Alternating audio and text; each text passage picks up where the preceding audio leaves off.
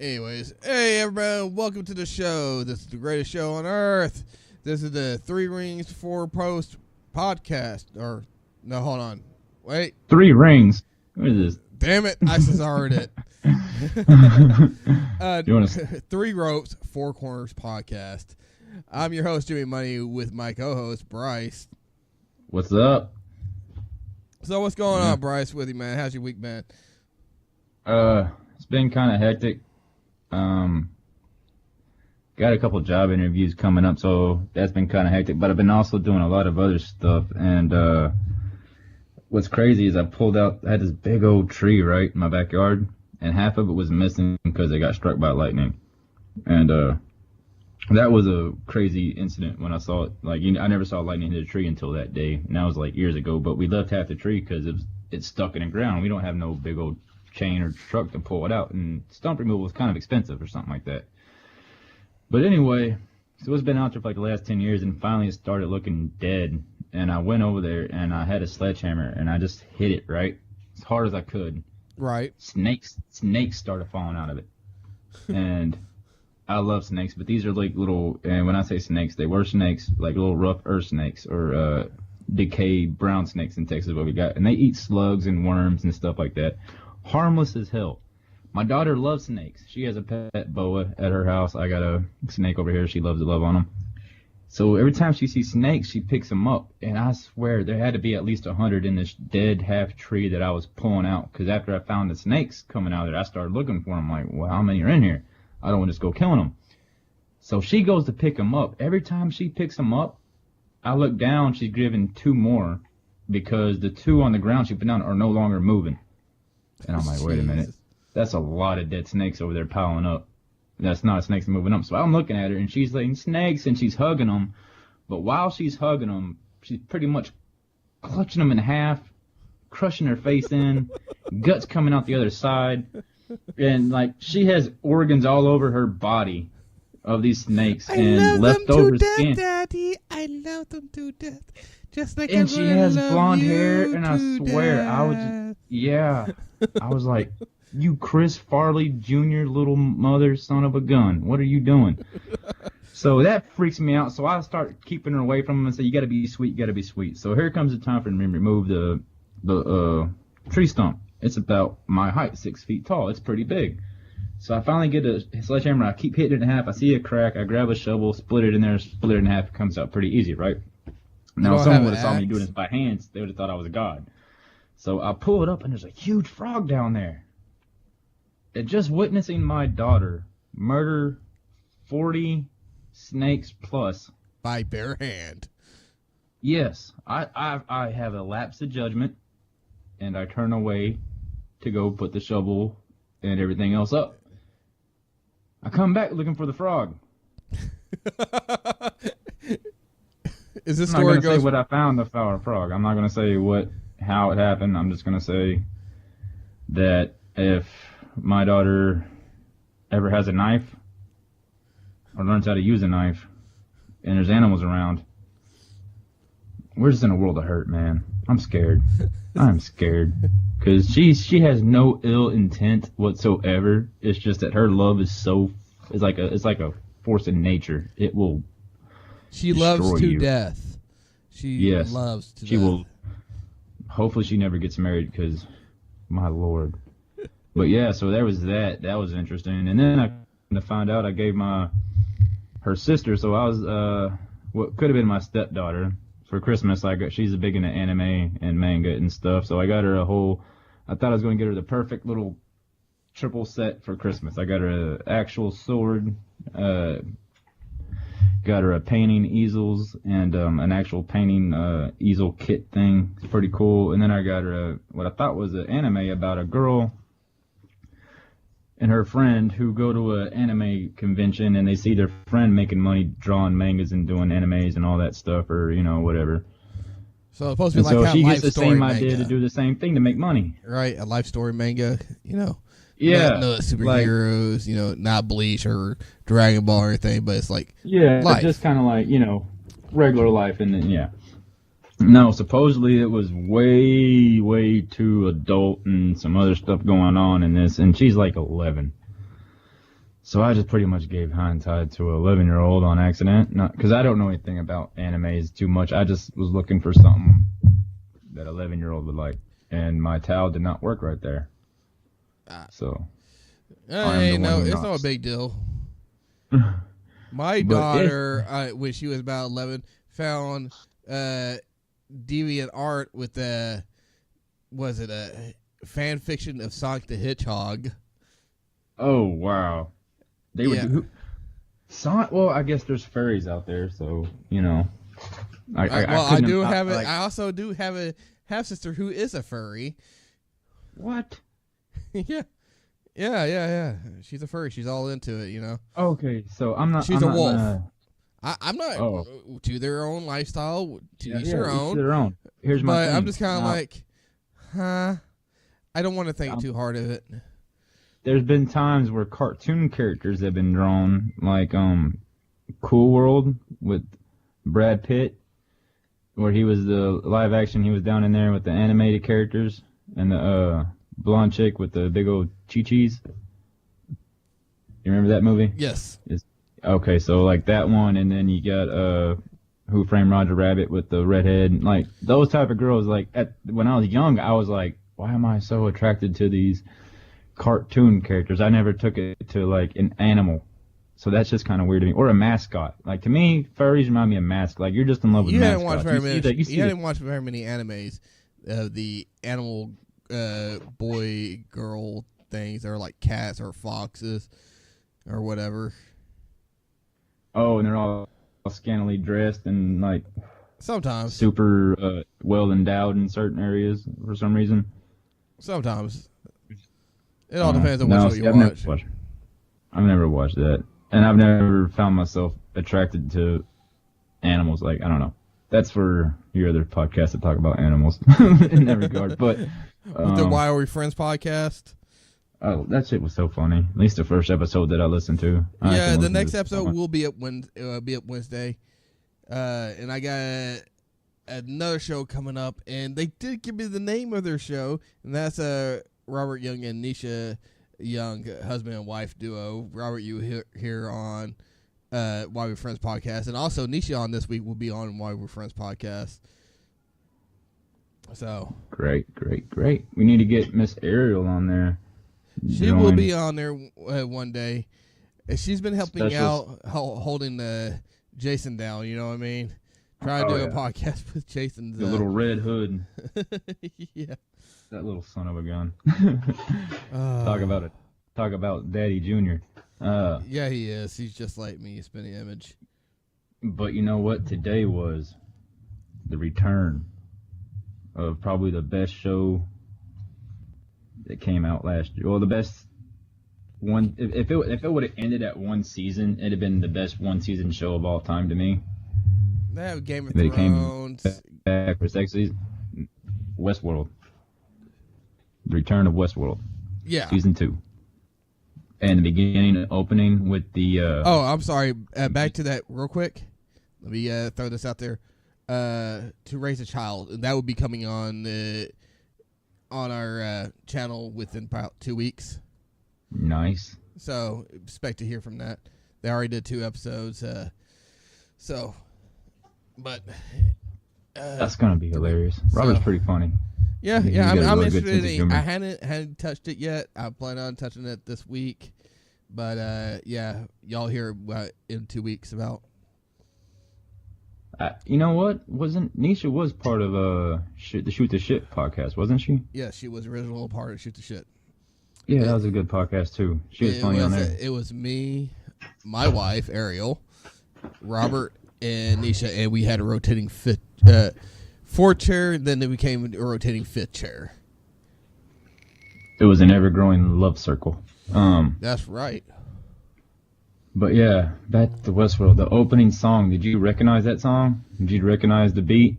It took me like 3 seconds to recognize the band, and then it took me like 10 seconds to recognize the song. Honestly, I wasn't really paying attention to it. I was busy stuffing my face because I just made dinner. Hearing my son doing whatever he does. I fell in love with their musical intros, how they do them, that style, because they're always popular songs. They did Black Hole Sun by Soundgarden one time. Yeah, They they did a do couple do other. like They did classical Paint the version Picture of it. Black, Paint It Black, I think. But they did Nirvana's Heart Shaped Box today. Oh, okay. I have to go rewatch it again because that show has so many different things going on in it.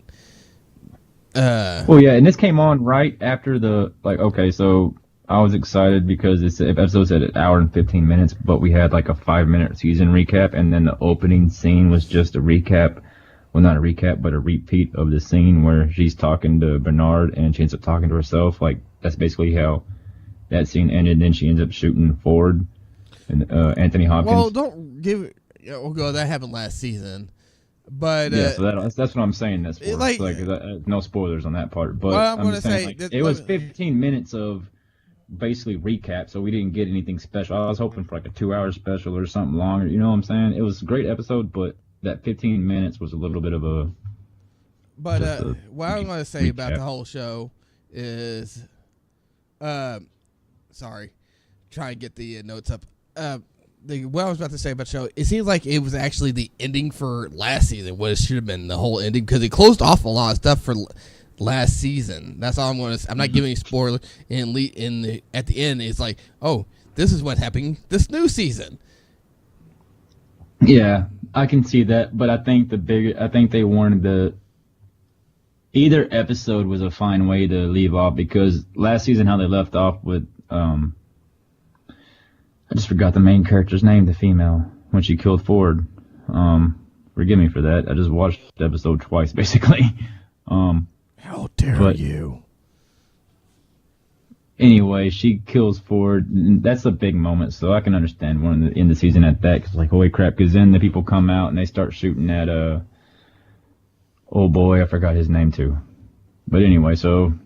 And because he wanted the game to be real, to have consequences, and now he finally had it. So he had it's like kind of like that. Once he got shot in the arm, it was like, yeah, now you know it's for real. And so I liked how it ended last year, but opening, I'll still give it it was a great opening episode. Yeah, it was pretty good opening for the series. It was just I guess it was just a recap, everything going on and a little bit about moving forward, Yeah. The things with Bernard going on was really good. The things with Maeve going on was really good. Yeah. Maeve and her kid, that shit was good. This is a little bit of a spoiler for everybody, but it's not in the episode, so I don't know anything about it yet either, but I was looking for Tessa Thompson's character on the internet, and she also plays in Thor Ragnarok, which I didn't realize that was her in both of those. She's the space junkie pilot, junk pilot that goes and captures people and takes them to the... She's Valkyrie in Thor. She's a Valkyrie. But while I was looking for that character thing, interesting enough, it had Shogun World host characters listed. It was showing all the characters, and there's 4 characters from the Samurai World, the Shogun World. Mm-hmm. So they have names and stuff, and they're pretty well-known Japanese actors. I don't have this pulled up, but so hopefully we get to dive into it seems like we're going to dive into the Shogun World. That's what it shows last season, and maybe in this one without spoilers. Yeah. Let's go on to something else before we start getting actually into real spoilers. Silicon Valley, new episode came out. We haven't actually talked about this. What season there? This is season 5. Yeah. What do you think about this? Huh? What do you think about it? Like this new season? I like it. I've always loved this show.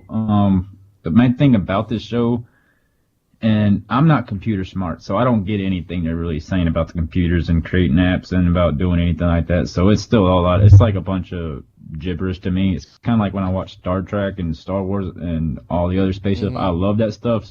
People that actually might know some of the phrases might like it better because of that.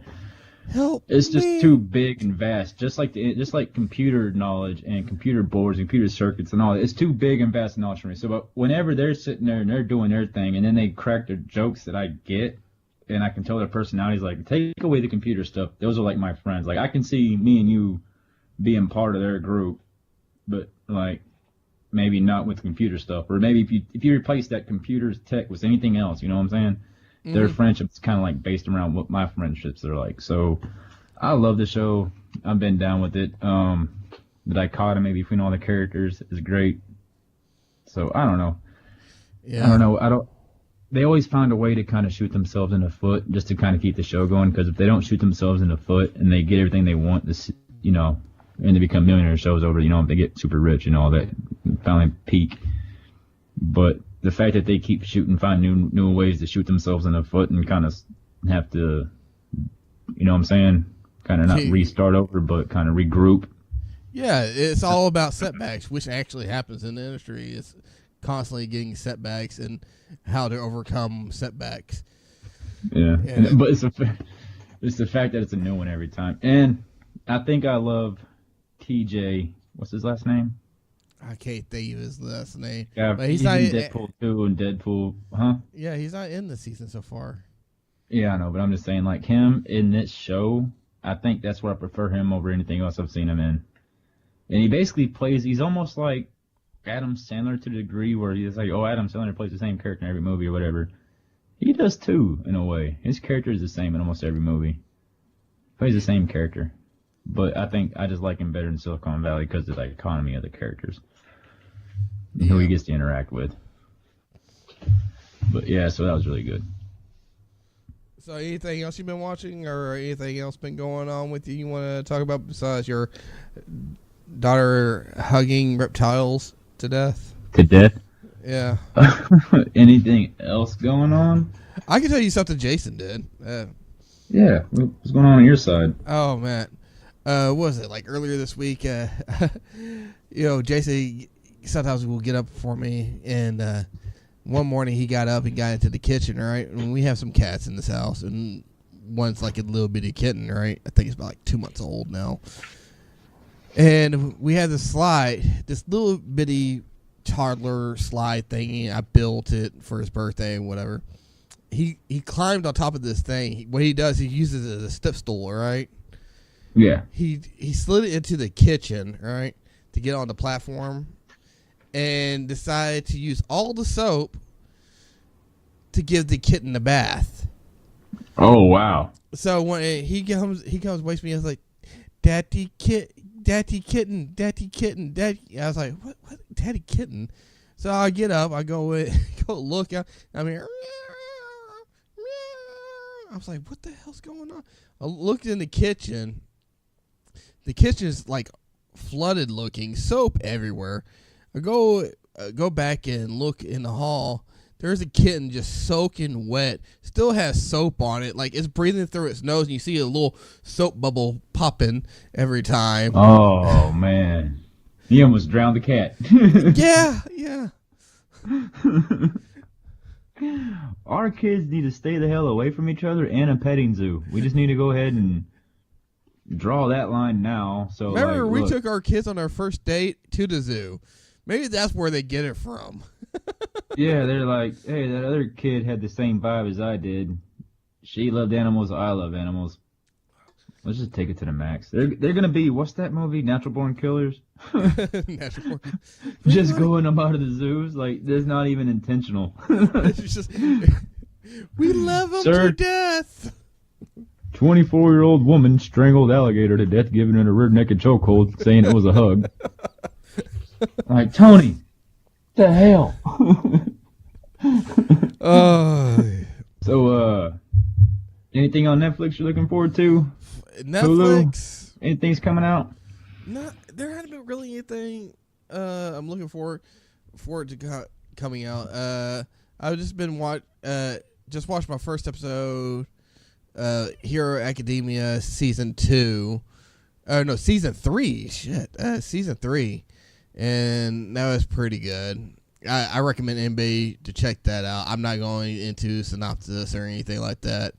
It's just a basic story is a kid without powers gets powers, goes to a high school with superheroes, and that'll be it. It's good.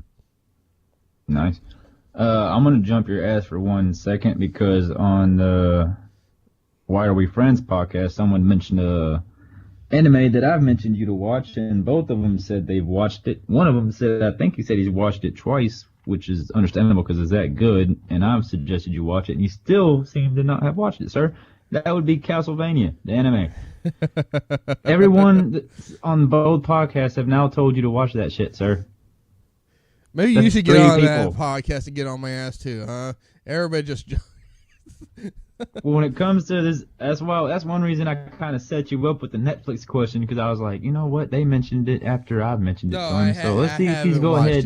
No, so that's a. How about that Witch Hunter Robin? I still haven't got it. I got it in my room so I can actually watch it, because I told you my Xbox disk drive in my living room does not work at all. And the only game that be the victim of Jason Red Hood? Yeah, and the only other system I got is the Switch, which that doesn't play disc at all. I still want to play that system. It's okay. It doesn't have that many games. My daughter's brother has it. It has a lot of indie games, but not that many games. I recommend if you want to get it, if you get one, get it in December. Right now, they're going to come out with a lot more games this year, and they're planning to give actually a release of games, but right now it's not. There's not that many. On Mario Kart and Mario Kart's already what's out. the other one? Oh, it's already out? Yeah. Well, I want to play Mario Kart, and what's the other one that's coming out? Maybe it's already out now too. Shoot, I don't know. There's Mario Battle Melee. Oh, Smash Brothers. Smash Brothers. No, that hadn't came out. I think that comes out in hold on, let me ask my Switch expert. When does Smash Brothers come out? Never mind. Don't know. That's a shocker. Your little video game expert over there. She has her pulse, so it seems like to be on the industry. I know, right? She's going to run a check for me. That's my daughter, everybody. She should be in bed, but I'm a horrible parent. Well, you said it. I'm going to disagree, but you said it. Hey, she's being quiet like I told her to, and I told her she could play her game Splatoon, so it's fine. And as far as I know, you better get to mention this week. Was it this week she went on her first dance? Saw that on Facebook. Yeah, she went on her first. This ain't her first dance. She's been on dances before. Oh, the schools have dances other than this? Yeah. Well, her first dance. Her first. Was it a school dance? No, her first dance was she was in the drill team when she was about 6 years old. I'm talking about like actual like school dances, like they got the whole themes and shit. I remember this. I remember this boy, right? Wanted to be her boyfriend or whatever. He gave her a rose, right? And I was like, "Where'd you get this rose from?" Right? These are 6-year-olds, I'm telling you, okay? And I was like, "Where'd you get the rose from?" And she's like, "So and so." I was like, "Bring that boy over here." So she brings him over there, and she's like, "Hi, I'm blah blah blah." And I was like, "He's like, what's your name?" I was like, "I'm her father. That's all you need to know." To a 6-year-old, he didn't know what to say after that. And this is true. I could come here. Isn't that true? What I told that boy? Yeah. Okay, then. So Big Bear was ready to eat a 6-year-old. Yep. Yeah, I mean, I shoot. If a 2-year, my daughter's 2. If any little 2-year-old gives her a hug, I'm ready to start swinging on him. Right. I will punt that 2-year-old across the. You can stay away from my daughter. No. Except for my son. Oh yeah, you're trying to push him toward the girls. You're like, here you go. I think I think anybody gives him attention, he's about. Oh yeah. You said hi to me. You're my new friend. Oh yeah. He is a sweet boy. Tony, my dad took her to the park while I was at a meeting somewhere, and he said that she was every time a kid slid down the slide, she would give him a hug at the end, and then when they're on what he calls the rickety bridge, she'd wait for all the kids to get on, and then she would jump on it to scare the kids. So I was like, first you're hugging them, and then you're like scaring them. But she's like first sweet then sour. She's the opposite of the sour then Sour Patch Kids. All right. Well, I think that's a good sweet and sour. And we're going to be sweet first, and we're going to be sour later. We're going to go to our breaks, and we will be right back after this. Oh, I hope we can listen to sorry. Brick, yeah, it's a Brick Mower from Don Giovanni Records. It's Don Giovanni Records is actually a label based in New Jersey. They specialize in indie punk bands, garage punk bands, indie rock bands, garage rock bands. Got all kinds of flavor in there if you're into the independent scene and you don't care for the big business radios. Or you're you told me it was a famous person that owns it, right? Paul Don Giovanni. Oh, yeah, that's what I thought it was. No, supposedly not. Okay. Just, I guess the Don Giovanni name is just I guess name. someone. Yeah, All right. sounds like a mob name to me. Again, big shout out to Joe for letting us play Don Giovanni Records. Yep. Thank you, Joe. All right, and again, what's the name of this? Brick Mower, Touchdown Jesus.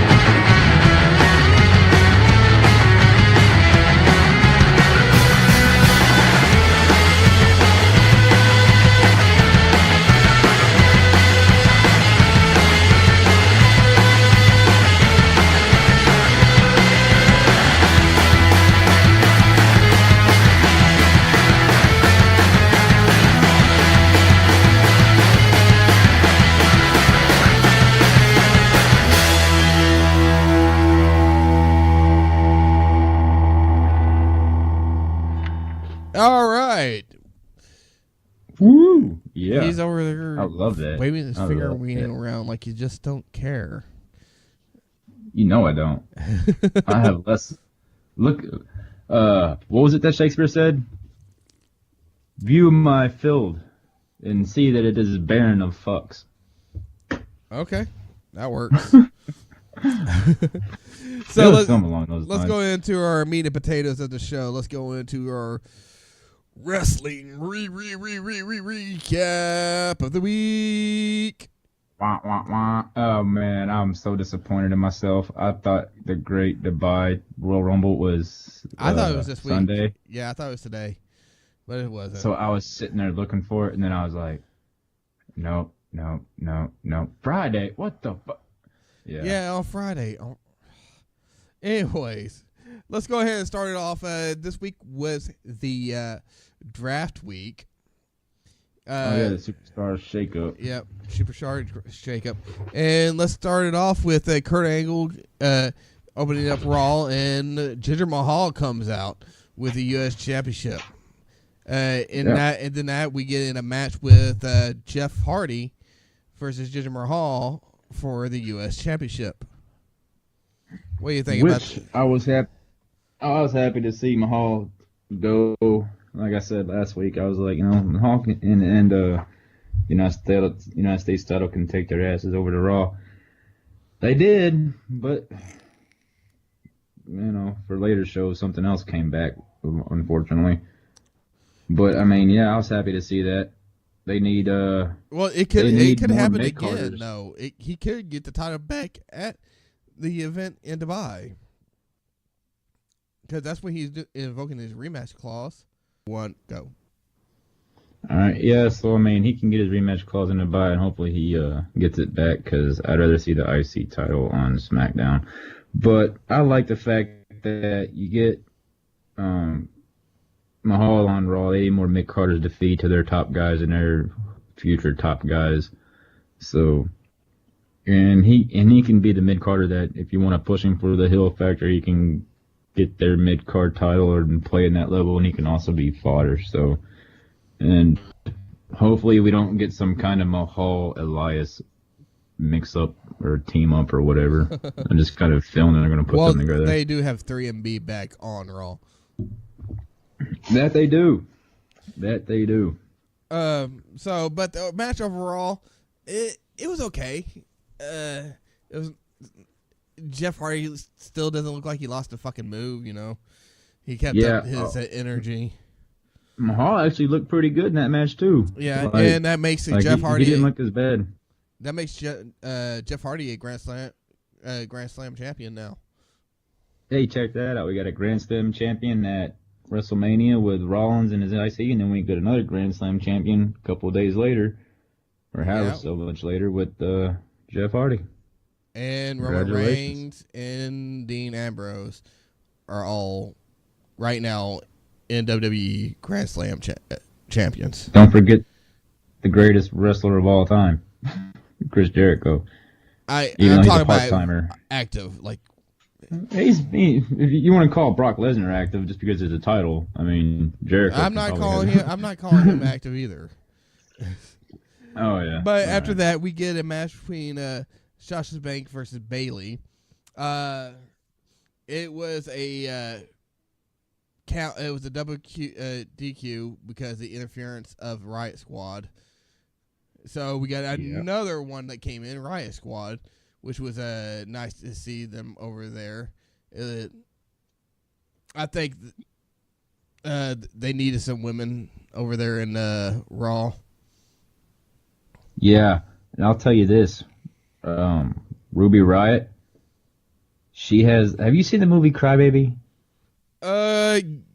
Bits and pieces. With Johnny Depp? I know about it. You know that girl with the face? Hatchet face? Yeah. Mm-hmm. Okay, so Hatchet Face, like Ruby Riott and Hatchet Face, I know God rest in peace, Hatchet Face, she passed away, but Ruby Riott, like, she's got that kind of face, like, I don't know how many people would line up to be in love with her, but she's got the awkwardness and the weirdness, like, in the looks that just kind of like, I'm like, you know what? I'll be down. She looks like something Tim Burton drew. Like, it's all angled. It's her nose, man. She has like that beak of a nose. Hey, I'm down. Maybe y'all speak to each other with your nose. Honk. Hey, my nose is probably going to snort hers up, man. Probably part two noses in my one nose. But some angles, she actually does look cute. I don't know what it is about her. She's like, hey, like Wendy from Wednesday from Addams Family type. With tattoos, like, I don't know, I'm just like, hey, if you ever want to come to Halloween Town, I'll show you around. Halloween. What is that? Oh no! Oh no, that nose! Man, I thought you're about to go into Danny Elfman's. No. I had a way to get out of that one. Because I was about to start going along the whole song if you got into it. Don't let me get started now. And up after that was Miz TV with special guest, the newest addition to Raw. Man, the way and I was, oh my god, I was, he brought out Kevin Owens and Sami Zayn.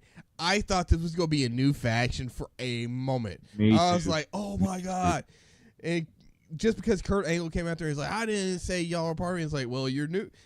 Sami Zayn brought his bifocals, started reading, looked like an old gendered man. Oh yeah. Oh my god! And then he expected to be on a bench looking down. The way he's looking down was like he was seeing something stupid going on, and he was like, "Let me explain this real quick." I got something to say to you young ones over here. I got something to say. And start reading. Get off my yard clippings. Started saying the information, the email from. He's like, Kurt, you didn't get the email from Stephanie? Well, don't worry about it. I got it right here. And start unfolding it and start reading it. Oh my god. And they were like, oh yeah. And like they had it set up. I was like, man, this is gonna be the greatest heel faction of all time if this happens. This is gonna be greater than DX. Yeah. And I was like, because all of them can talk. Yeah. And I'm just like, and then all of a sudden it's kind of like, no, you're sending Miz to SmackDown, which I want to see that payoff, but I'm just kind of like, I want to see this faction. I want to see where this goes. Oh, that would have been an awesome faction, but it's like, who do you put as the alpha? Who's the main guy? Is it Miz? Yeah, it's definitely the Miz. It will be Miz, KO, and then. But how long would that go with KO's character until he turned on him? You know his little history and how they play that character. He does it to almost everybody. He hadn't done it to Sami Zayn just yet on this run, but it will happen. So it'll be Sami did it first to KO, and then they went back to being buddies again. I was so hoping during that whole thing I'll start seeing El Generico popping up in WWE.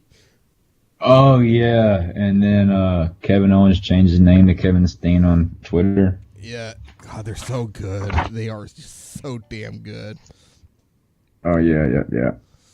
And then he also informs everybody that there's going to be a 10-man match with a guest partner for the other team, which features Braun Strowman, Bobby Lashley, Seth Rollins, and Finn Balor. Plus the bonus guy. Yeah. So. Yeah. What's that? Matt Hardy versus not versus. That's done and over with because Bray Wyatt got reborn in the Lake of Resurrection. He's just a happy Bray. I was hoping for something more. Something like, you know how you had Matt Hardy, the Enigma, and then he became Brother Nero? Like two drastic things. Yeah. Bray just put a smile on. That's it. That was literally it. It's like he found some old... He's like, hey, my butcher apron. I'm happy now. And right? That's about it. He's like, I want to cook me some flesh. Well, they had a match. They had a match against the Revival. Of course, the new tag team of Bray Wyatt and Matt Hardy went over on this one. You know, they're going to get the tag. They're going to get the tag team champions. Shit. Yeah, the passing seemed like I think Bray switched up his actual finisher pass now. Didn't it look? Wasn't it something different? No, it's always been that way. It's always been. It's like the Sister Abigail. Then like he does like a NBA like no look pass, and it's always been awkward to me. It has, but I thought they did something a little bit different this time, but I can't remember if they did or didn't. I didn't see anything different. Okay. But they had the win against the Revival. Revival is just stuck in limbo. They're like they lose one, then they win one. They lose one, then they win one. You know? And they're the best working tag team, I would say, in the WWE as far as the match qualities that they can put on with anybody. They're the best working. It looks like they don't know what they want to do with them just yet. That's what it seems like. It seems like they both got injured. That's the worst place to be. They both got injured, so they're both kind of in limbo right now because, the old stigma, little man would get injured more. But with Vince, once you get hurt, you can't trust you. But at the same time, they're not burying them, but they're not doing anything with them. So, in a way, it's more that does 500 booking. It's I guess it's just kind of that could be worse than not going anywhere anyway. Yeah, it's that 50-50 booking that they're in right now. Then because they just went over Colin Anderson last week, and then they're getting not buried, but they're going under to Bray and Matt. Then we have the Bar ran into Breezango, which is another new tag team to Raw. I'm sad about this one. I don't know how I feel about it. I'm not a Breezango fan. I like the little vignettes they do, but I'm not a huge fan of theirs. I love their vignettes. I don't like their vignettes. I love their vignettes. And now they have gotten a little stale recently because I think they're kind of almost a little bit run their course. They need to switch it up to something else a little bit, but I still think Tyler Breeze has all the potential in the world, but because his work in ring is amazing. I love his in ring work, but yeah, that was kind of a weird tag. And the Bar, I felt bad for them. So what you think about the Natty Neidhart and Ronda Rousey segment?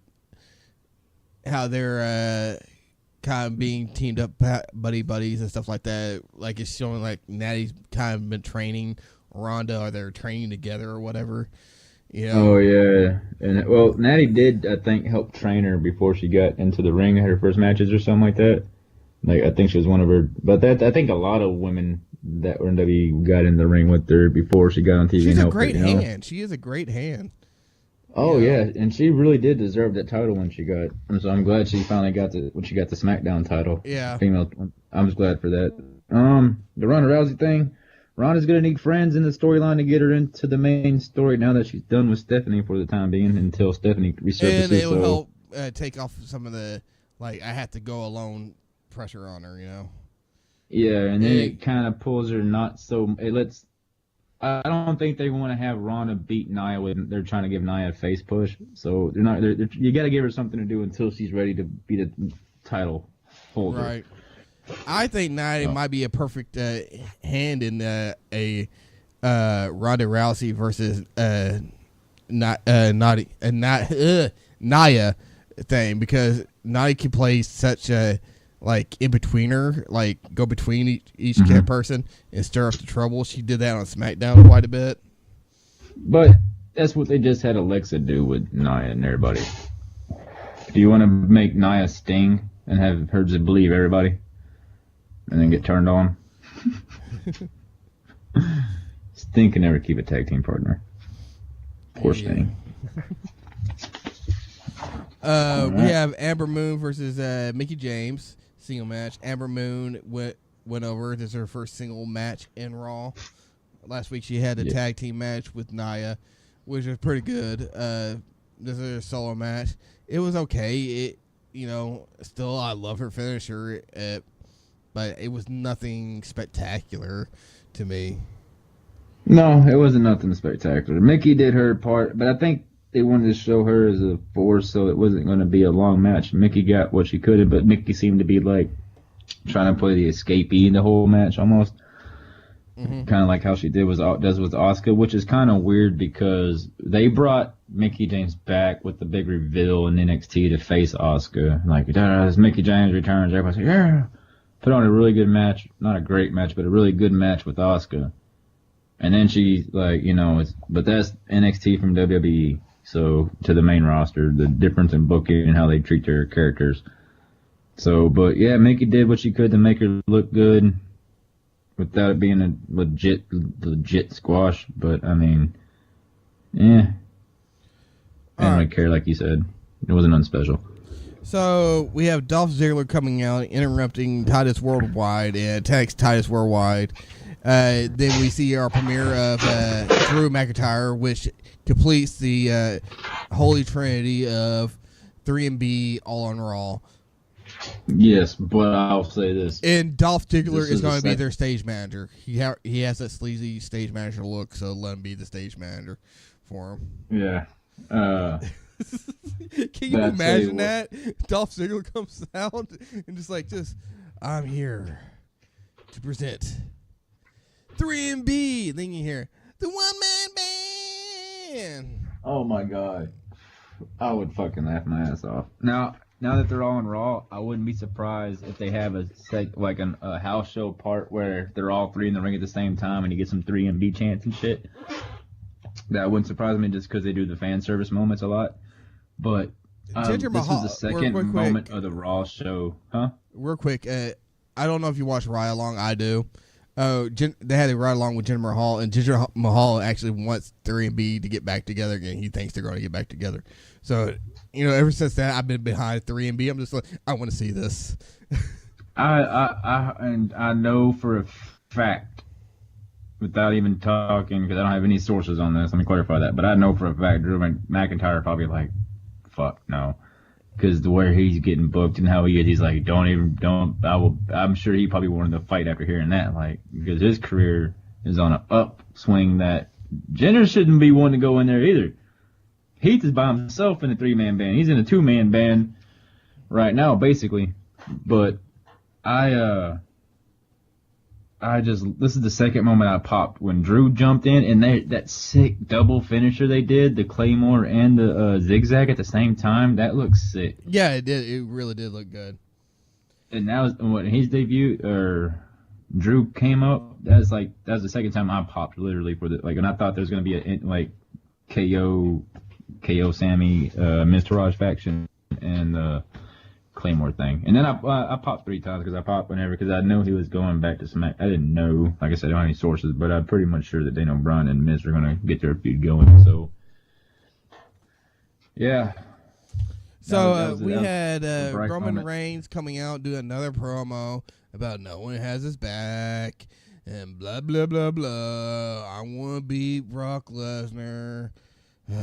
He's so still on his mic promos. Like, he only had me one time, and I was like, yeah, I'm getting behind you because it felt passionate. But now it's just like he's just delivering a scripted lines, and it's just like, oh, my God, dude. I don't even care. Then our savior, Samoa Joe, comes out and shows him how to cut a promo again. Oh, yeah. Just his attitude and his personality and that look on his face, like as soon as he walks through the curtain, it's like, I am in fucking character and I will walk down there and choke you out. Like, because one, he knows and he believes he can, in probably real life too. He probably has that swagger. You have to have that confidence in yourself and it has to carry you over. You have to amplify it. You know what I'm saying? Right. It seems like Roman is too laid back of a person to be that, and if you amplify him, instead of being so laid back, he just becomes super nice. So it becomes hard to believe him as an angry person. Honestly, if you give like a Razor Ramon character to Roman Reigns, I think he can go over. Like, I'm the badass. I'm the tough guy. I'm the bad guy. Yeah, you're going to fucking hate me, and I don't give a shit. If you give that to Roman Reigns, he would so go over.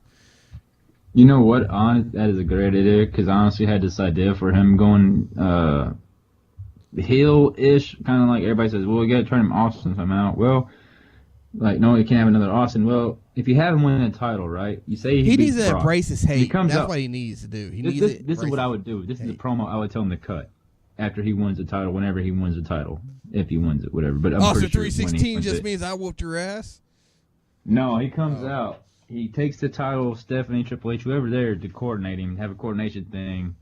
And whenever he gets the belt and he goes, yeah, I still hate y'all, whatever, talking to Vince or whoever hands him the title. The only difference is I hate, and let him cuss, be ready to bleep it out, have him go over it, say, yeah, I still effing hate you.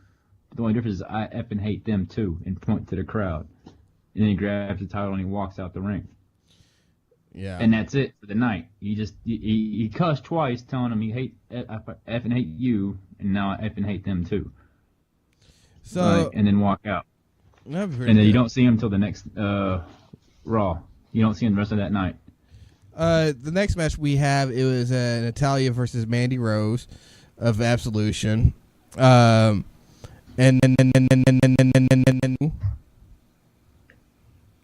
Oh, Absolution attacking. yeah, And then, Absolution attack. oh yeah, Ronda Rousey coming down. Yeah. She has such an awkward run because she always thinks like She's always smiling. It's so awkward. Yes, it's like it gives me that Tony Romo effect. Like when he threw an interception, he always be smiling afterwards. Like, but she comes down and like she's supposed to be serious, and it's like she's smiling. I'm like, y'all not get like y'all have that mental awkward situation. Like you're just socially awkward where you don't have the proper responses to the situation. I'm trying. My friend's getting beaten up. I'm sorry. I'm so trying happy. to think of the girl's name who went in and attacked Ronda Rousey. I can't think of her name on Absolution. But she's actually a trained MMA fighter. I would actually like to see them kind of go a little bit of blows. and Oh stuff. yeah, the one with the shorts on. Yeah. The thick one. That kind of yeah. I forgot her name. I too. wanted- I don't even know any of their names individually. I don't either. I really don't either. I I'm think the barely only reason the I remember iconic. Mandy Rose at all, because Yeah, Mandy Rose. because she was a tag team She's partner with the bad. Mixed Match Challenge with Gold Dust, and their name was Yeah. Gold Rose or Rose Gold. Golden yeah. Rose or something like that. Yeah, that's the Yeah, only reason I remember them. She is a bad lady though. She's gonna make someone very happy. Yeah, and then we had Baron Corbin, The Ascension, Mojo Rawley, and Mike Kanellis join Raw Yeah, via Twitter announcements and all that stuff. How you feel about any of these guys going from SmackDown to Raw? I think Baron Corbin is going to leave a mark because he's like the lone wolf. Is that You good? did that almost perfectly. You just had to wait like 13 seconds between each Oh. words. I'm like the lone wolf. Okay. Yep. Anyways, there was an awkward silence there just on purpose. Yeah. I wanted his shirt designs are so good. I wanted to get some of his shirts, but it's like the only problem it says is Baron Corbin on the back of it, and I'm just like, dude, my daughter's gonna learn how to ride a bike before you even learn how to fucking finish a paragraph within a certain amount of fucking time. Love your I wish you get a better push, and I wish you'd amp your shit up a little bit, but I like his moveset. Like he's solid in green, Yeah. but he has no when he's personality. He has zero.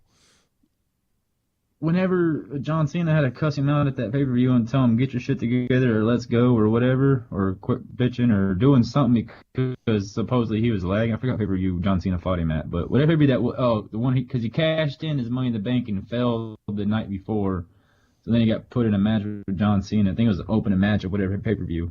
Because Cena was going on a spree there where he had the opening match so we can get out of the pay-per-view early. Remember that streak he went on? They even had that Dean Ambrose, AJ, and Cena triple threat super early I remember in that. the match. That was during that whole span whenever they did that. Yeah, so but after that, we have Breezango versus the Bar from the interference earlier that night. When a Breezango went over on that one, yeah, he had this- those roll-up pin. it was. I'm just. Yes, That's I felt all. bad for the I'm not. Bar. I'm not. Gonna, they went to Raw, SmackDown. It doesn't matter. Well, yeah, because you had to put the team over that's coming over, and they didn't beat them like in a dominant way. It wasn't like they got a sneak roll-up pin, so you kind of protect the Bar that way. But think about it this way: at WrestleMania, they get crushed by Braun, which is understandable. If he did it by himself, it'd be better. But he had a 10-year-old kid, which kind of took it down a little bit, made it look like a joke. And then they get put on this fucking tag team tournament where they're gonna get their titles back, which they shouldn't just hand it to them. But they got to go watch all these tournaments, and then they get put on SmackDown. Then they lose to fucking Breezango. Yeah. Oh. So what you think about the Elias concert that he did just for Renee Young? I fucking love Elias. When he wanted to, when she just walked away. He's like, no. Yeah, I loved it. I loved it. He's so good. WWE stands for Walk with Elias. Oh God, he's like they had two homegrown characters, right? I know Elias was in the Indies under another name, but really he started developing himself in NXT and WWE. Yeah, and he's not a Bobby Roode or a Shinsuke or a Kevin Owens coming over. So, like, he's really honed his skill. Like, they have two like natural could be faces. Like, it's hard for him to be a heel. Like, people just like him. And they have Braun Strowman. You know, Braun Strowman and Elias are like the two probably biggest faces, but Elias is not really a face, but he goes over so easy. He does, but here's the thing too. He does get a pop whenever he gets destroyed. So he has a heel factor there, so there's that part. It's kind of like The Miz. He gets cheered during some shit where he's cutting a promo and he's passionate and people are like, yeah, and then like you're like, I don't want to hate this guy, and then he does something to piss you off, supposedly. Like if you believe into it, like my hand goes up, your mouth goes shut.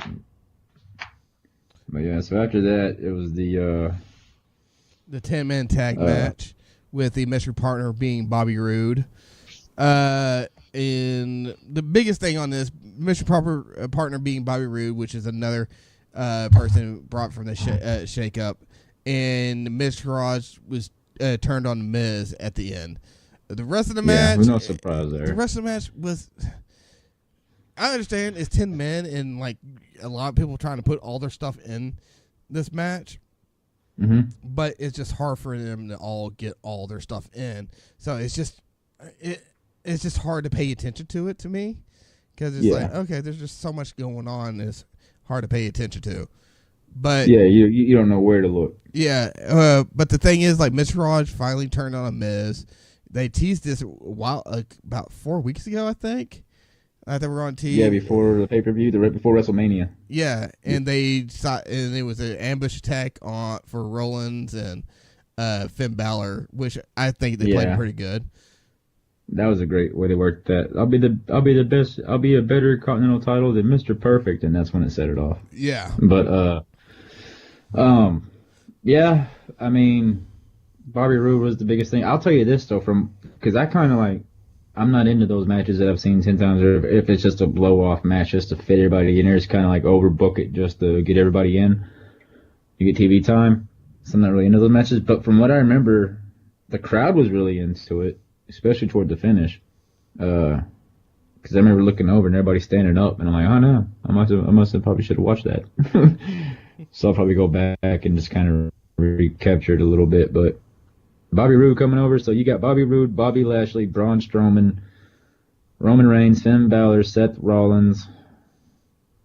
If you want to put, I don't know if you want to put Mahal in that category for a potential champion type contender, since he even had a world title. But so you got all these guys who are mid-card and upper mid-card and world title type of guys who can be fed to Roman if you need to feed everybody to try to get him over still event. So whole new crop of talent almost. All right. Well, must get Roman over. With that, buffet's full. But you got a restock buffet, Roman. With that, we're going to take a break and move back, and we're going to talk about SmackDown Live 205. Well,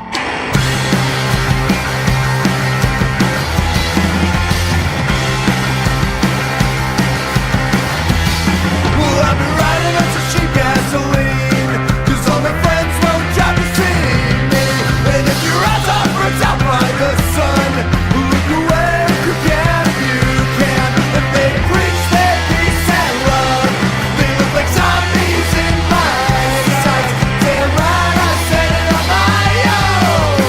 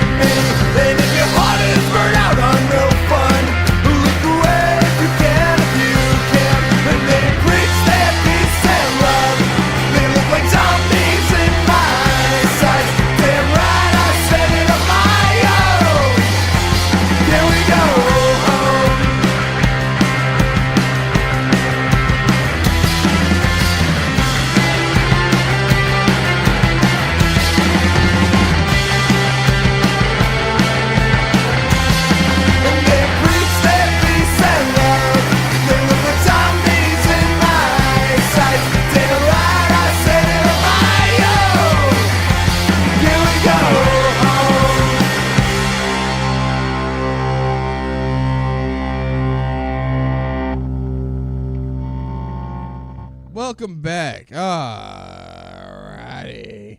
Your TV's waving at me. Yeah, it's been an adventure to get back here to y'all folks. I know, right? We're We talking took a about couple Mario stops. Karts, and he's watching video games on my TV, and I'm watching his TV waving at me. Honestly, I thought I was watching a TV show because the TV screen is so bright I couldn't see something, but my TV's behind me, and so the mic is in front of me, so I was being lazy watching his TV. Come to find out, I mean, I couldn't see what the fuck was going on anyway, but come to find out I was watching a video game. You can't see that TV? It's bright and to where like it kind of shines out to where like you can't see it like too bright. You know what I'm talking about? Like you ever seen that? Like it's kind of like when the sun's shining in on the window, like you're like from the window from your TV. Because I have a light in where it is. Not light, but I have a light in my living room, but it reflects off the wall. I can see the light leaving your TV. Yeah, that's that 4K OLED. Oh yeah. Oh yeah. You can tell. HRD. Anyways. All right, we're going to start off with SmackDown now. AJ Styles comes out to challenge Tetsuya Nakamura to a fight because the recent of low blows to AJ Styles. But out comes Rusev Day and Aiden English. Aiden English actually kind of bust out in a rap coming out to the ring. We've been doing that recently. So it wasn't bad. No. It wasn't bad. It wasn't great. It wasn't worth doing. But yeah. But interference happened with Aiden English. Daniel Bryan comes out, saves the day. Yeah. Then we get a tag team match at the end of the night. Set up by Paige. Yep. But Rusev came out to challenge him since he said Shinsuke wasn't there. So, you know, Aiden and Rusev Day is really getting over. There's got to be some kind of reward for Rusev. Hopefully soon.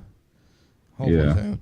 Daniel Bryan and Renee Young catches Daniel Bryan in the backstage.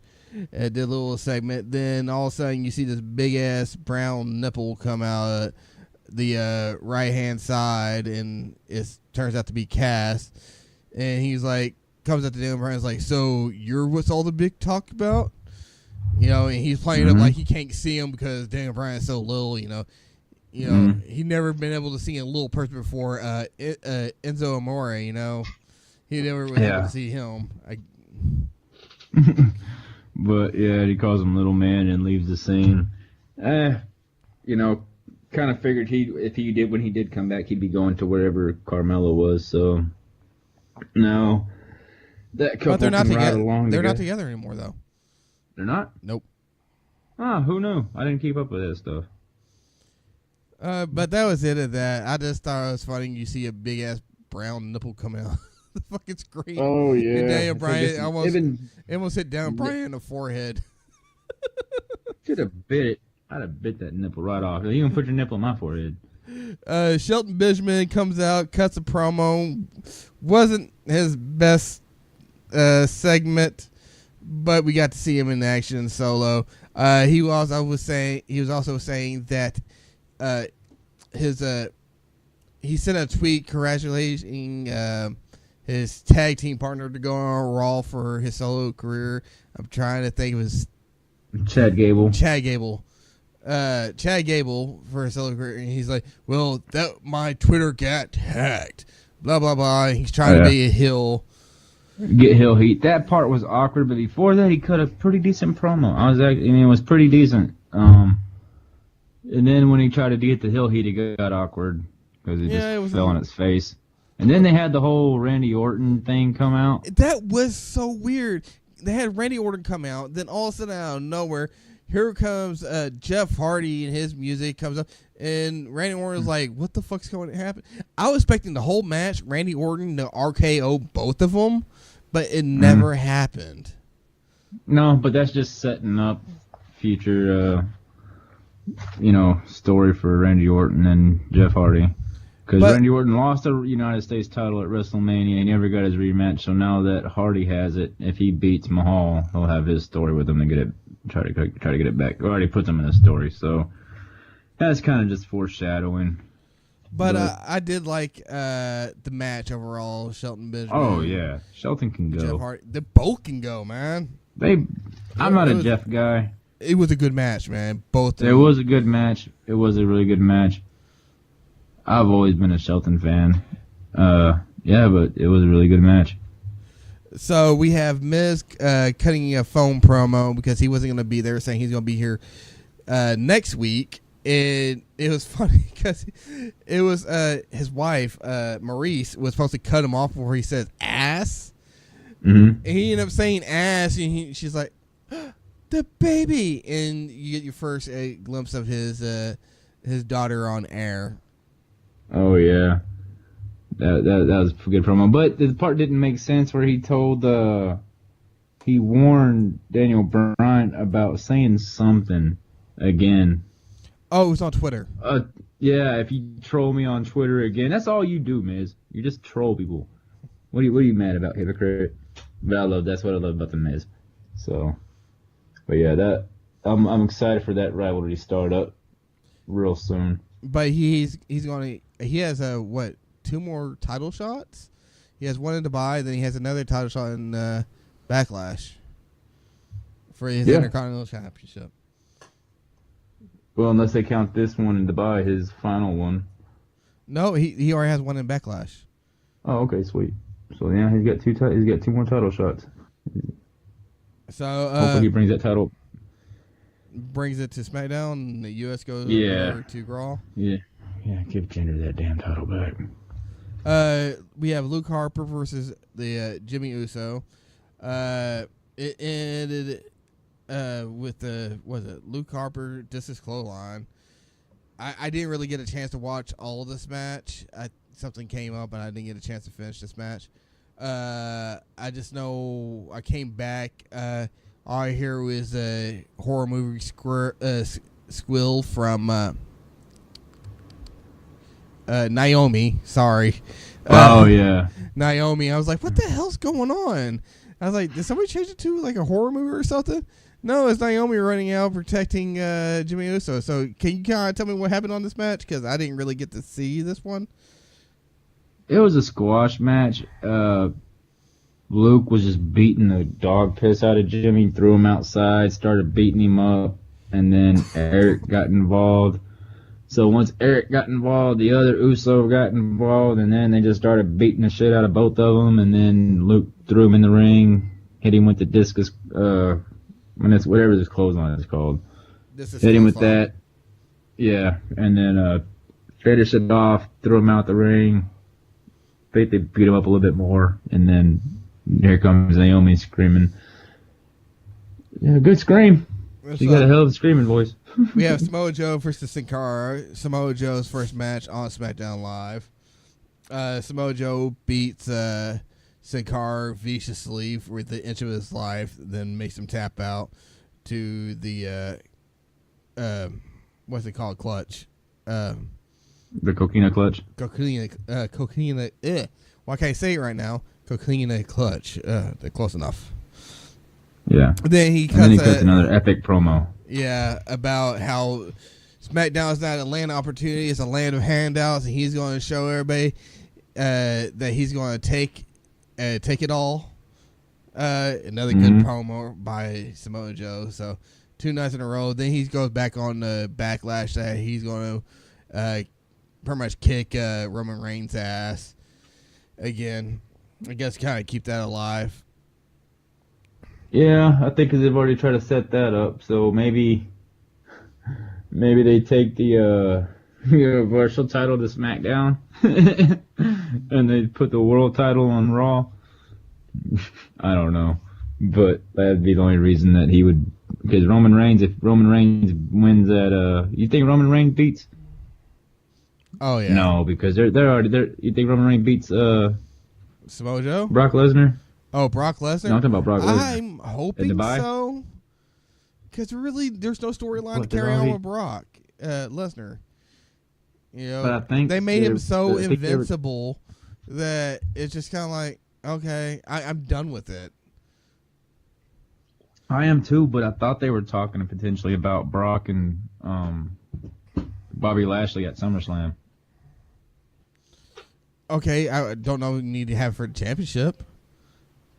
That is true. But I mean, if someone's gonna beat Brock, that's believable. That's not Roman. Yeah, See Bobby. That's gonna be a big payday too. Yeah, for wrestling. Bobby better go over. God damn it. Then we have the Melibration that happened. I honestly, I fast forward through this shit. No. It was good when Charlotte came out, and then Charlotte started about to get ready, like she's about to start whooping up on Mella, or at least I started down playing kind of when the Iconics came out. Yeah, that's yeah, why I'm Billy like, oh, Kay okay, some and, shit's about to happen now. Yeah, and then after they started getting onto it with Charlotte, Becky came out, protect her bae, her boo, her best friend, and then they got the match of Charlotte versus, what was her name? Billy Kay. Yeah, and then Charlotte wins. Yep, Charlotte wins. Then they get jumped by Carmella and the Iconics. The Iconics. Then we found Asuka went to SmackDown. Yeah. And Asuka helped out Becky Lynch and Carmella. So let's go real quick over this. First three announcements? We got four people we get on SmackDown. I'm a SmackDown guy. So first 4 people we get on SmackDown, we get Samoa Joe, Jeff Hardy, Asuka, and who's the other guy? Miz. You already won the Superstar Shake-Up SmackDown. You already won. And Big Cass, 5. I don't count Big Cass as a big one, but, that SmackDown won the Superstar Shake-Up. Then, Asuka and Iconics. Well, Iconics came out the week before. Bar said they're coming. They didn't show up, but they said they're coming. Then we get Gallows. Oh, yeah. The club's coming. Then the tag team division in SmackDown is sick. Yeah, it really is. And then we see the segment with the New Day. Oh, yeah. Big E in the New Day. After they announced the Bar coming out, Big E's like, Sheamus sucks. Yeah, Sheamus sucks.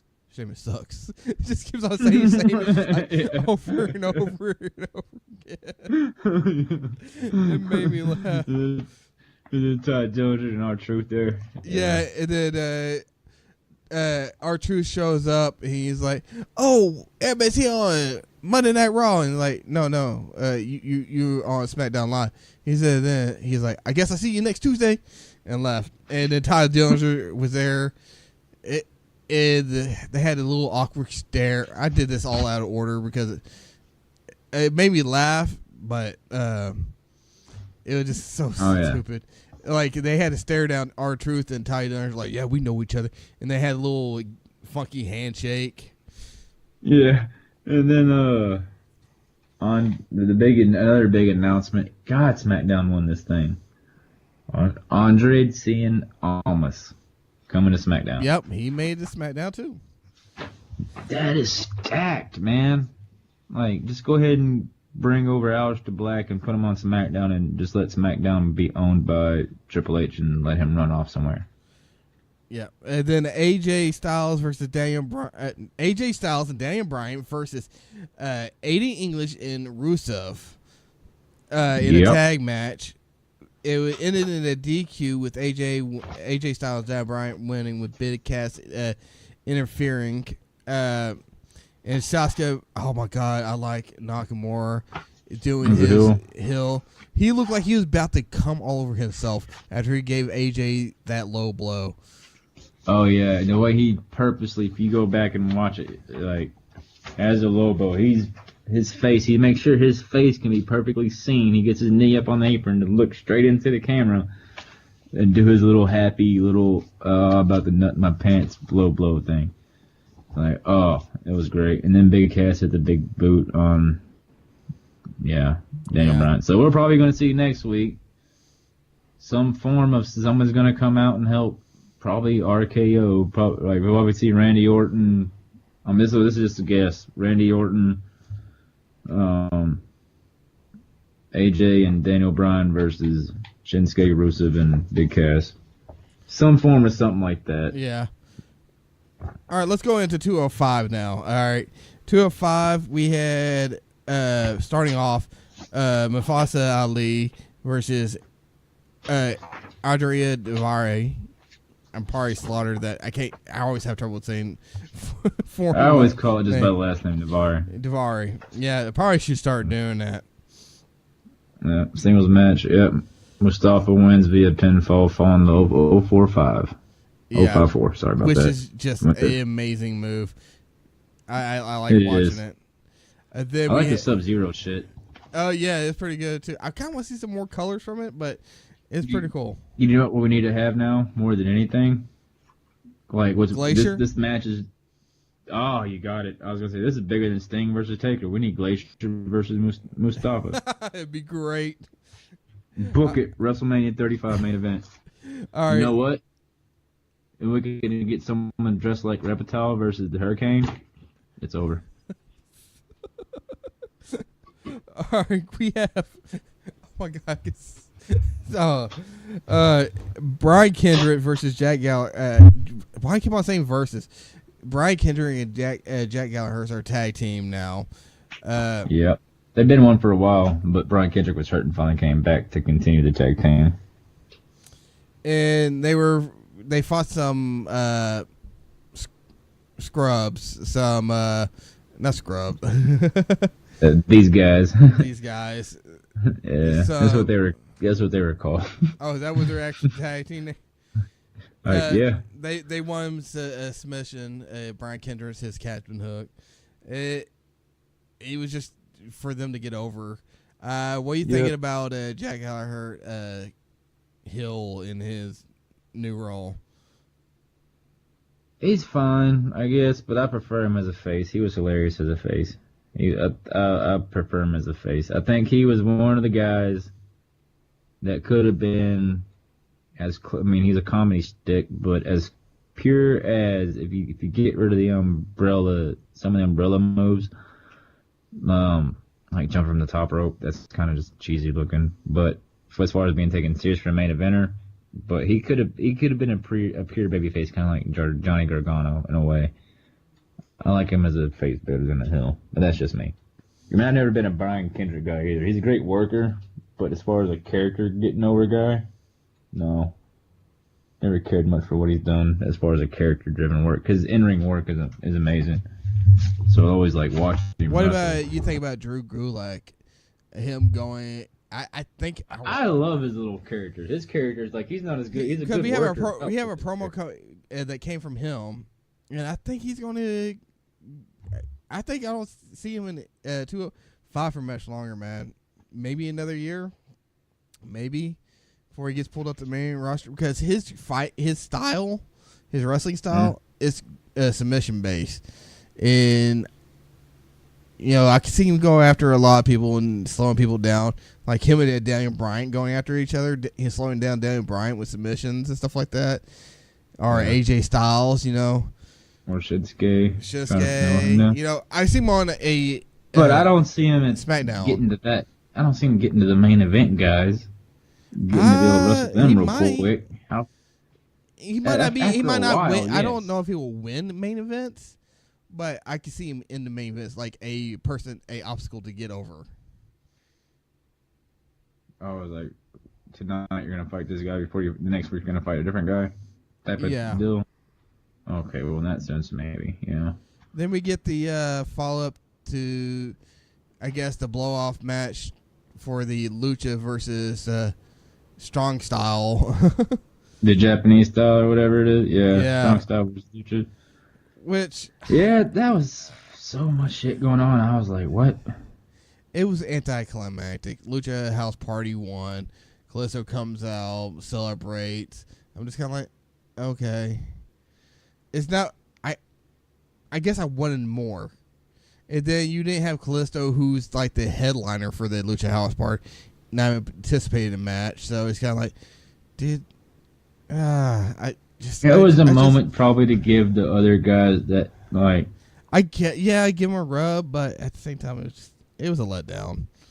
I wasn't happy. So let's go to better things. Let's go to NXT. Yeah, better things, and the first thing that happens in NXT is Bruno Sammartino's dead face. Well, they didn't show a picture of his dead face, but that'd have been even worse. Rest in peace, Bruno Martino. Here's a picture of your face after you died. No, that'd have been sad. That's what's supposed to be about. But that is sad that he died, though. Rest in peace, Bruno.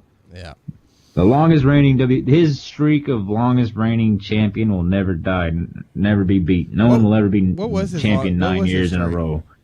It's like 9 years at one point. Jesus. Yeah. That's never getting broken. You can talk about breaking I think, but you know what? I think they classify it by calling it eras.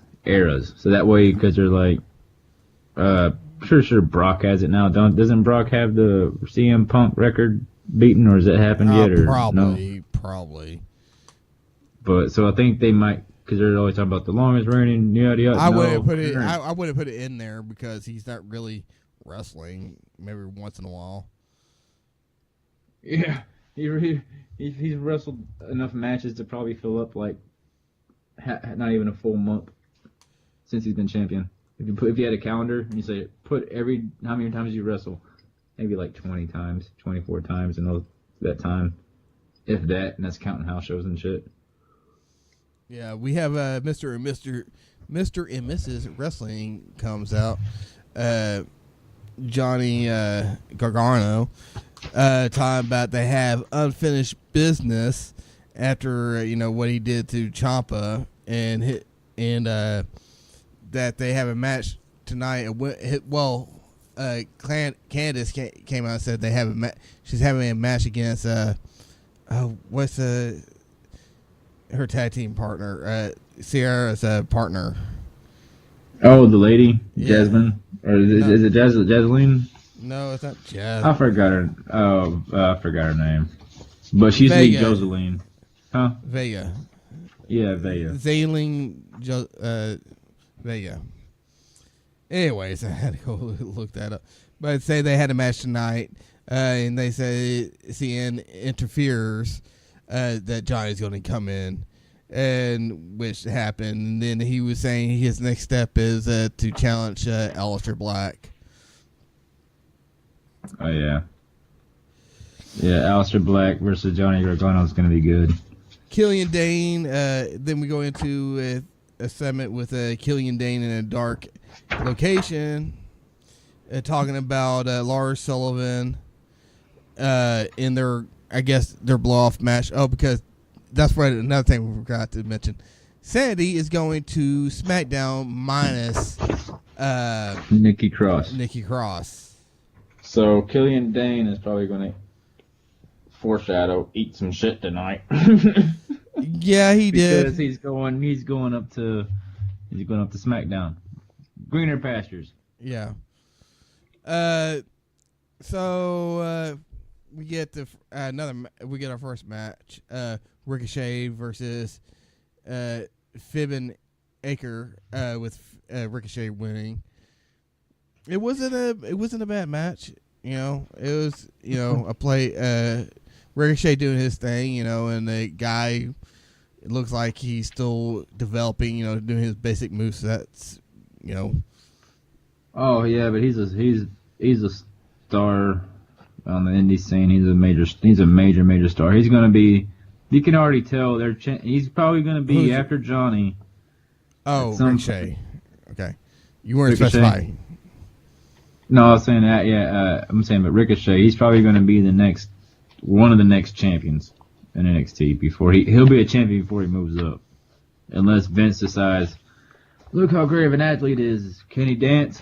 And then it'll be the end of Ricochet. Then we got an EC3 video. What do you think about this one? EC3. He's good, man. He's a better talker than I think most people give him credit for, because he was also buried over there in TNA. Not even buried, like he's a champion and shit, but TNA is on a channel that not everybody can get. or has access to, so he's kind of buried on the channel. So yeah, he's doing the right kind of hill stuff to get over with that 1% stuff, at least with the right people. I mean, I don't like the 1% shit, but you know, it's good for me not to like it. So then after this, we get a Lars promo for the match later tonight with Killian Dane. What is the guy's name from Goonies? That's what I want to call that guy. What is the Goonie boy's name? Do you not know that information? Have you not seen Goonies? I've seen the Goonies. I'm trying to think. Sloth? No, it's not Sloth. Yeah. No, I don't know. Whatever. We'll call him Sloth. But a Sloth is a lot more... Like, this is terrible because I would never suggest... Baby Ruth! Yeah, I would never suggest fornicating with an animal, but a sloth is a lot more attractive than Lars is. I'm straight, man. But if I had to be like in a man-on-man situation, Lars and me, if it like you have one person the rest of your life before you die, you get a sloth or you get Lars. You have no choice in the matter. Lars is just going to take it. Oh, like if I had to have a choice, I'm like if I had anything, I'm saying, if you put Lars in a situation, your choice is gone. He's taking it. Yeah. I'm hopefully ramming my head. You're not gonna be a top on that scenario, sir. Yeah, that's true. That is true. But you're I'm just saying, a power like bottom. Yeah, I'm just saying, like the actual animal sloth. If that was my other option, like I would hate to be like that guy. Like, you know what? But like that guy's so fucking hell. I hate to make fun of his looks and shit, but God, man, you were scary. Yeah. War Raiders versus JC and Chris. Raiders go over with the Fallout. What's your? I know they were big on the Indies. War Raiders. Yeah. Well, what's the fucking difference between War Raiders and War Machine? Really? Like, why change it to War Raiders? Like, honestly, when they come out, I mean, granted, they had some kind of, like, you talk about their uniform, or they're not their uniform, it's not a baseball team. Their wardrobe, their gear that they wore that was like Viking-esque or whatever. But Raiders, I mean, honestly, is Mad Max running around in the back somewhere? Who are they really trying to, like, fuck with? Is Kevin Costner running around on a boat somewhere? I don't know. I hadn't seen enough of them. I hadn't watched the indie videos of War Machine. They're great, but like the War Raiders, why change their name? Let them come in. Like, you let Ricochet come in, you let EC3 come in, you let Bobby Roode come in. Why do you have to change? It was like something like all right, guys, I got a name for you. Okay, we can't use War Machine here, but we can use War Raiders. How you like that? Oh, you don't like that? But you're going to stick with that anyways, because I'm the game. If you don't stick with what I say, I will bury you. Have you heard of a guy named Booker T? Ask him. Yeah, he's doing commentary now. But no, this is what really happened.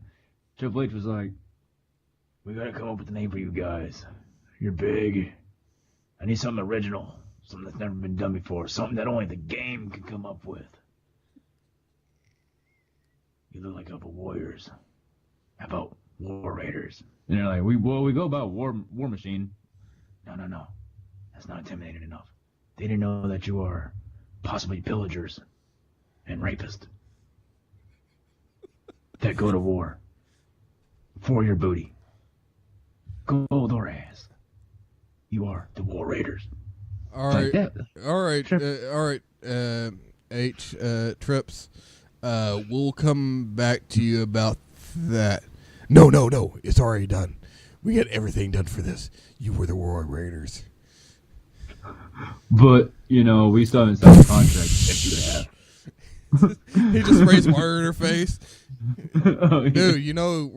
Dude, this is... Doris closes and Lars is back there with a bottle of Viagra and KY, and he's like, you going to sign that contract. You just going to come over and get pretty. What? There's some pretty big guys. I'm sure they can handle that situation. I bet that's what Lars was saying. Damn it. This isn't offensive, is it, Joe?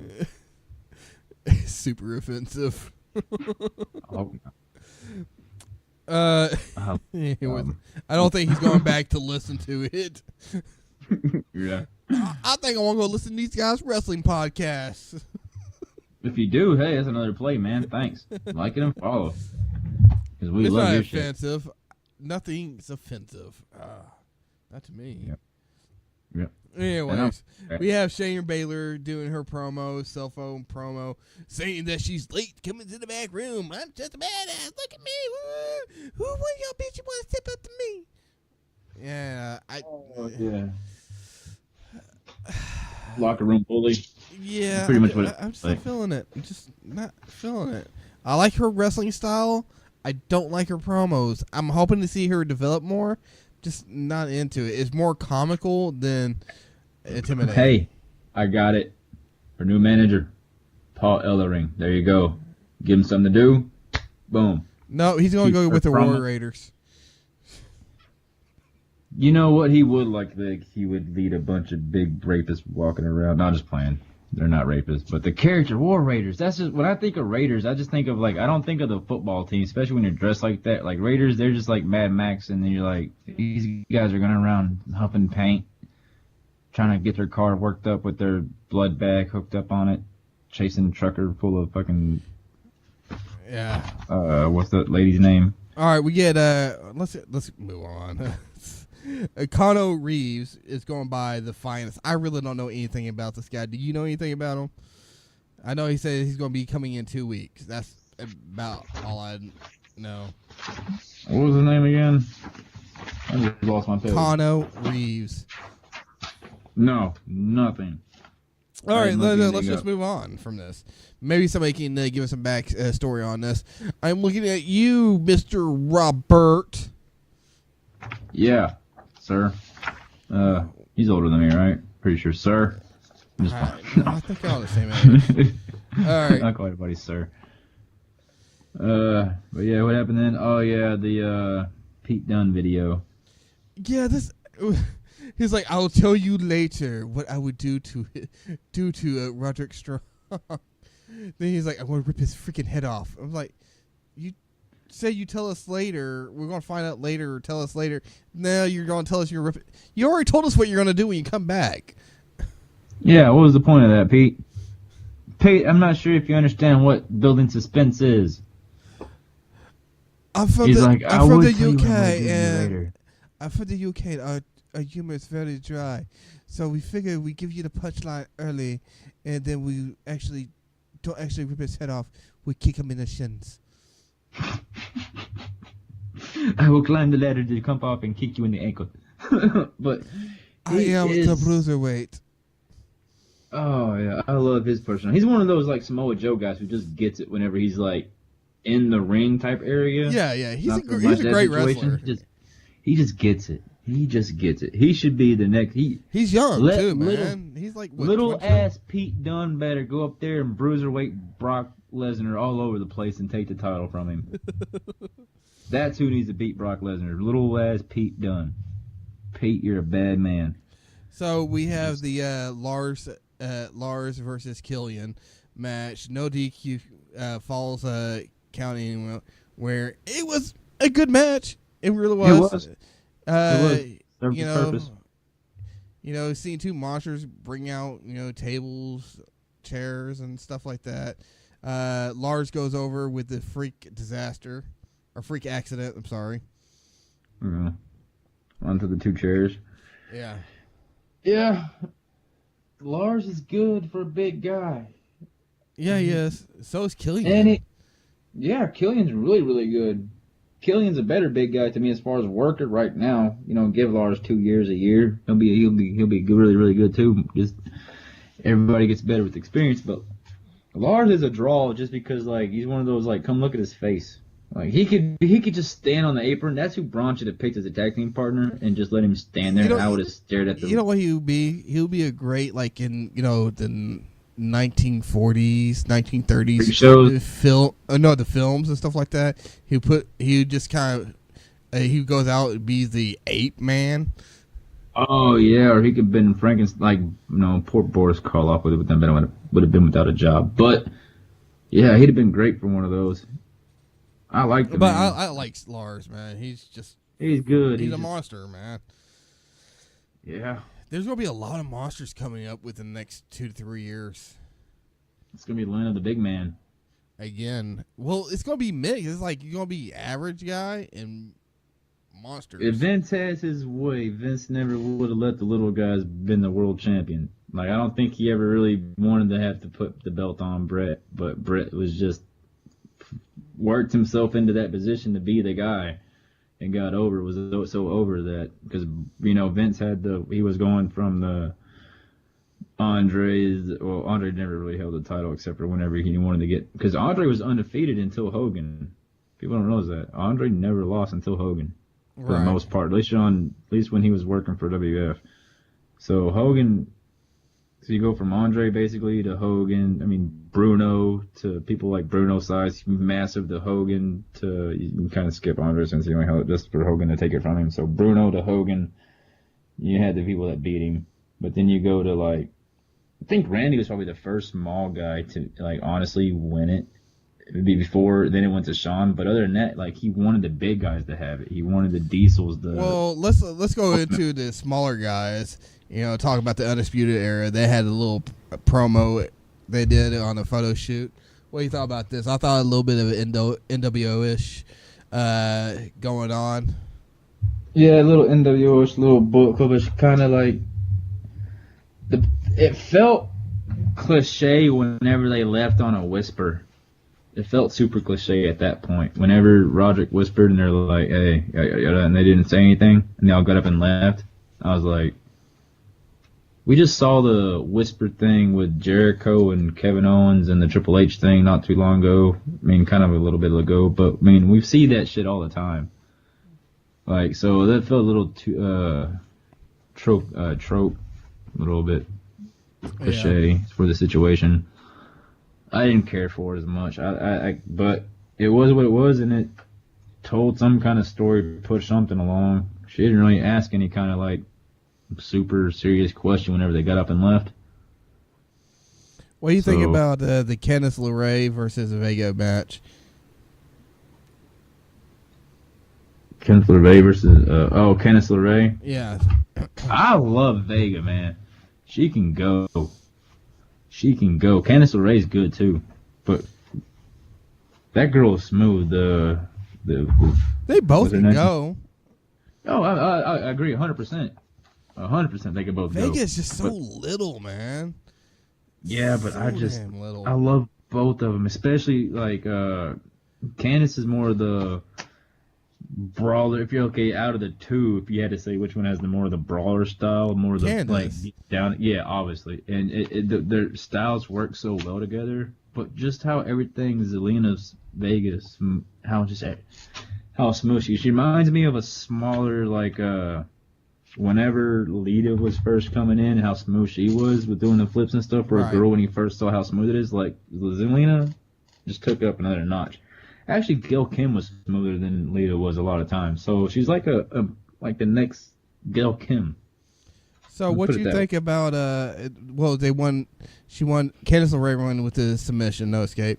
But at the end of the match, Aleister Black comes out and holds out the title to Johnny. Oh yeah. Like I said earlier, Johnny versus Aleister is going to be good. It's going to be good. And it's going to be real good. And what I love about it is you could say, well, there's two faces. Well, Aleister's own song says, don't always choose good, don't always choose evil, whatever. Sometimes they'll choose good, sometimes they'll choose evil. So he kind of walks that line. He could be whatever the situation calls for. But the only problem is we saw Johnny already lose once against Almas for the title, and he is the pure white baby face. How many times are we going to see him get beat before it's like, all right, well, now we're not going to, we can't get behind this guy because we can't, he's always going to lose. So, I mean, he's got to go over at some point to captivate on it, right? But is it against Black on his? It can't be against Black right now. So why put him up there right now? Yeah. That's my problem. I wish they would have fed somebody. I wish they would have waited on this until it was Johnny's time to actually take the title. Yeah. Well, maybe Johnny will take the title. I don't know. But Alistair has his streak going, right? Doesn't he have some kind of streak going? Yeah, but really, if he lost to Johnny, would it really hurt Alistair all that much, though? Will it really? No, but I think, well, yeah, because you do it at a takeover, a big event. No, it wouldn't hurt Alistair that much, but it kind of would, because you spent all that time, the entire streak, just to get the title. In your first defense, you lose it. That would kind of hurt. I don't think he's going to lose it. Because it wouldn't be the streak just losing. It'd be like you couldn't even hold your title your first defense. So kind of it. I'll tell you what, it ends some kind of funky way with Undisputed getting involved, so Johnny doesn't go over or look bad. Nobody looks bad, and then you keep kind of making it a 3-way match, and then Alistair still doesn't get pinned, and Johnny gets the title somehow, or maybe Undisputed gets the title, and Johnny gets pinned, and then Johnny somehow gets revenge. At some point, Alistair goes up or whatever. I don't know. We can trust NXT's booking though. It's going to be good, whatever happens. Right. So let's go over. Let's get into what's going to happen in the near future this Friday. The Great Royal Rumble in Dubai. I don't want to go over too in depth on this. Just kind of go over the card real quick, like who's going to be in it and what matches. So we got Brock Lesnar versus Roman Reigns, Universal Championship in a cage match. I'm hoping Reigns will finally just win it so he can get it off Lesnar. I don't really care either way. Yeah, it doesn't matter. I haven't seen the Universal title on somebody that I cared about in so long. That doesn't matter to me either. So. Rollins versus Miz versus Finn Balor versus Samoa Joe. Intercontinental ladder match. Yep, we got. Okay, like I said, I'm biased. I'm a SmackDown guy. I got 2 guys on SmackDown. Either one of them win it, I'm good. Joe or Miz. Come on over. I'm pretty sure Miz is the best chance we got. Rainbow Balor. Balor get it? Rainbow Balor. Rainbow Balor. Yeah. All right, Rainbow Balor. So you got Balor. I'm going for anybody on SmackDown. All right, Bludgeon Brothers versus the Usos SmackDown Tag Championship. Bludgeon Brothers retain. Brothers. Yeah, it's easy. Triple H versus Cena. Triple H. Cena. Yeah. Triple H goes under a lot. Cena needs to go over at some point in time. But he might go under because since he broke up with Nikki Bella. That'd be a reason he'd go under? Yep. Triple H is like, you know what? I feel bad for Nikki. For this one, I'm pulling out the shovel. Yeah, sure. Rusev versus Undertaker. I think Rusev might go over, but more than likely Undertaker's going to go over on this one. I remember a while back it was Jericho's going to be in this match, but then they changed it back to Rusev. Yeah, there's actually a YouTube video where Jericho talks about that. An interview with somebody, some channel. I don't remember, so sorry for the nothing. Right, you just type it on YouTube, find it. But Undertaker easy because I don't understand. I mean, what would be the point for Rusev versus Taker? There's no future payoff, so I don't think unless Taker's starting because he did look good at Mania for those 2 minutes when he was throwing Cena around. Maybe he has an extra little stretch. I'll go 2 minutes, but I don't expect 5. Yeah. Are we just like my 6. AJ Styles versus Nakamura championship match. I think AJ's going to retain, but I would love to see Hilmore take it and just kind of be ass with it. Shinsuke, please win it. You should have got it at WrestleMania. There was really no point for AJ to win that. It was good for AJ. I love AJ. People are like, oh, AJ. No, AJ's amazing. AJ is one of my favorites of all time. But Shinsuke is also another one of my favorites. We got But, Jeff. Yeah. We got Jeff Hardy versus Jinder Mahal. Championship for the U.S. Come on. title. Come on, Jinder. Yeah, I think Jinder might win this, but if I have Finn going, I want Jeff to win this. And the Bar versus Matt Hardy and Bray Wyatt for the tag titles. That's Matt and Bray all day. Yeah, because the Bar's already on So SmackDown. So go eat you a loss, boys. That's a big mouthful. There you go. Eat Cedric a mouthful. Alexander versus Mustafa Ali. Mustafa Ali, I think, is probably going to be going over. Oh, in the bye? Yeah. Yeah, I would say so. That's the perfect time for him to go over if they want to do that whole ethnic, not ethnics, but whatever region kind of area. How they had Jinder for the Jinder for the Indian tour. Right. You know what I'm saying? If you're gonna do that, Mustafa, it probably works for the buy situation. So we got the Royal Rumble participants. What is this? Okay, real quick. What is this Royal Rumble for? Like, what do you get for winning this? Is there anything? Nobody knows yet. Nobody knows because they don't. It hadn't announced anything for the winner. It's just like, oh, we have a Royal Rumble. Okay, what happens for the winner? I guess the don't bragging know. rights of winning the biggest Royal Rumble I guess. or the greatest Royal Rumble. You know what though? I think they're talking about May 25th having the greatest greatest WrestleMania ever. I think that's legit. I think they're talking about that. That will make no fucking. If that comes to, okay. Anyways, all right. The people who announced for this, you just left me speechless for there. Daniel Bryan, Chris Jericho, Kurt Angle, Braun Strowman, Bray Wyatt, Big Show, Kane, New Day, Baron Corbin, Apollo Crews, Shelton Benjamin, Sin Cara, Elias, Chad Gable, Goldust, Titus O'Neil, Mojo Rawley, Dolph Ziggler will compete in this, and there's going to be more people. You have any odds-on favor on this? Odds-on favor for winning the greatest Royal Rumble ever. The Great Khali comes out. Who are you calling? The Great Khali. The Great Khali? Yep. That's you know what? I would go to Vegas odds and put like $10 down just to bet on that for the long shot odds in case he wins it.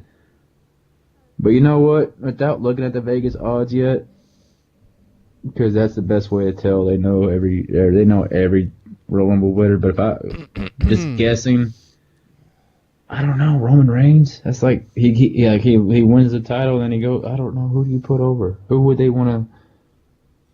Just pick Who they somebody. wanna- You can. There's a lot of people to pick. I'm going with the man Chris Jericho. All right, Chris Jericho.